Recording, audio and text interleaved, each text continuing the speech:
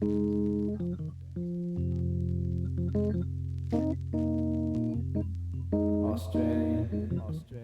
Brazilian. And welcome back to the Coop and Dano Show. Adam Cooper alongside Dan Smith. And I have to say, we just spent the last 5 minutes talking to a high school friend of mine named Tom, and not Tom Wormy, who we have on the line now. Tom does play-by-play for a number of different networks, the Big Ten, ACC, does some work for the Charlotte Bobcats as well, and is a Worcester native. Tom, thanks for joining us today. Yeah, sure, Coop. No problem. I guess my voice is not distinctive enough that you could determine that it was not me that you were speaking to. We must have been talking for what? How long, Dan? A good 5 or 6 minutes before you didn't recognize your own friend's voice. I was like, we want to talk to you about Terrell Pryor. And he goes, I don't know who that is. So, anyways, you spend a lot of time at the football games during the Big Ten season on the Big Ten Network. Just everything that's gone down with Tressel leaving and now this whole thing with Pryor. Just if you could just give us your overview on what you're hearing or what your perception is of all this. Yeah, it's such an unfortunate situation. I think the big loser is probably a lot of football fans because Tressel, when you come right down to it, was a great coach, wins and losses wise. And then Pryor was such a great talent.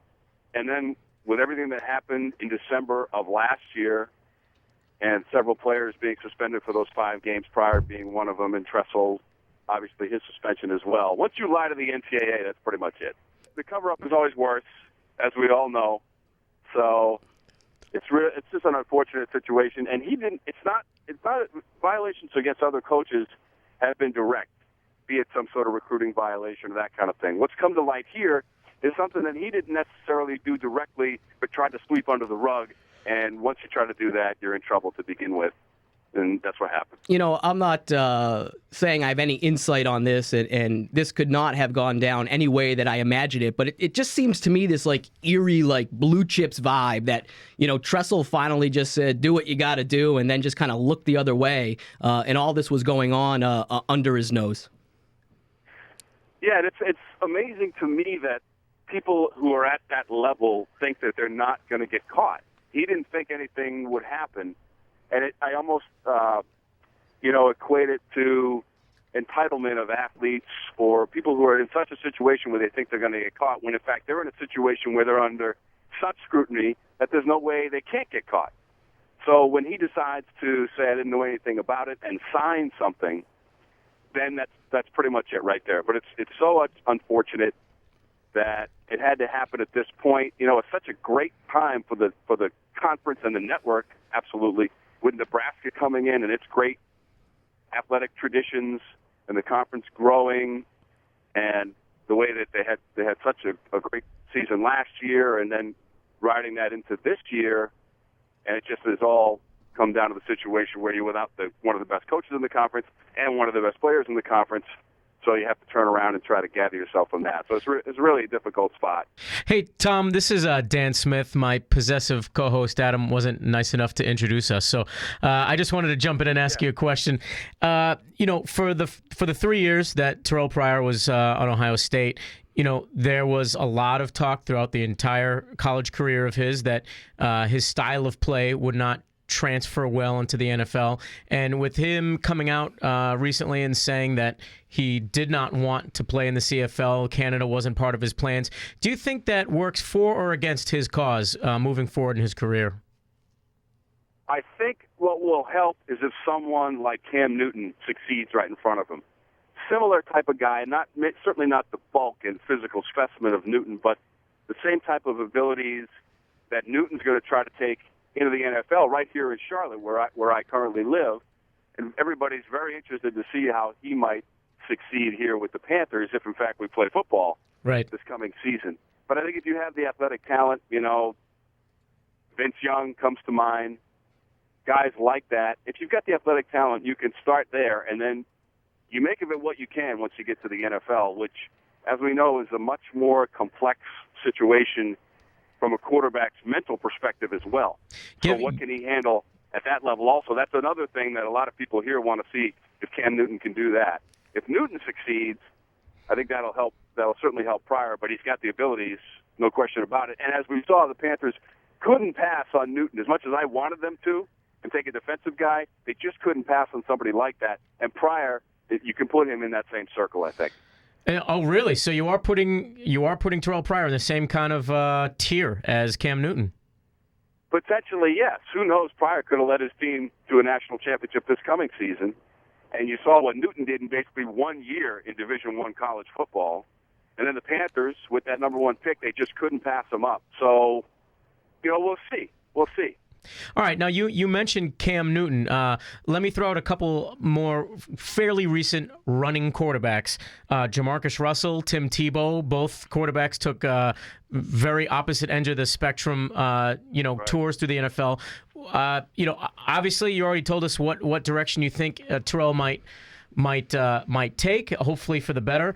How do you see him being used as a quarterback in the NFL? More of the trick play type, like a Tim Tebow, or more of an every down quarterback, like I'm sure the Panthers are hoping Cam Newton turns into? I think he's an every down guy because of his elusiveness and the way the throws on the run.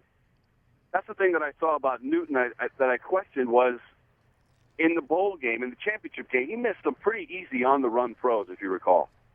Right. So I think Pryor might be even ahead of him in that regard. Plus, when you think about it, Pryor has more collegiate experience than Newton does. Right. So 1 more year. I think he could be an every down. He could be an every down guy, and I think when you have the athletic ability, if it's there, it's been proven in the NFL that's very hard for them to pass up. But it just comes down to a guy with such physical tools that there's always isn't there a market for every type of player if he's got those professional tools, no matter what level? You always see guys say, how did he make it into the NFL? How is he in Major League Baseball? It's always a guy with that specialty. Now, Pryor certainly has more tools than maybe some other people coming out, but there's always a market for somebody, and somebody will find a spot. Yeah, I heard he is amazing at lawn jarts, which I think will really help him, once he gets to the NFL.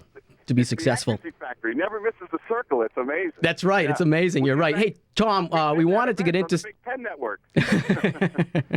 Hey, Tom, we wanted to get into some New England sports, being that you are from Worcester, but we had so much fun talking about Pryor that we'll have to table that for next time. I did want to let you know that you are now a featured regular on this show, so we will get to all this stuff as the weeks go by. Wow. So you are really come along for me. Yeah, isn't that great? But before I let you go, I did want to bring out one thing. I wanted to start maybe an in-show battle with Dan Smith, who made his movie debut on Fight Club years ago, and your time as playing the role of sportscaster on One Tree Hill, and I think a pilot on NBC too. I do have a pilot. Whether or not they keep my character or even pick up the show is a whole nother issue, but we did shoot that.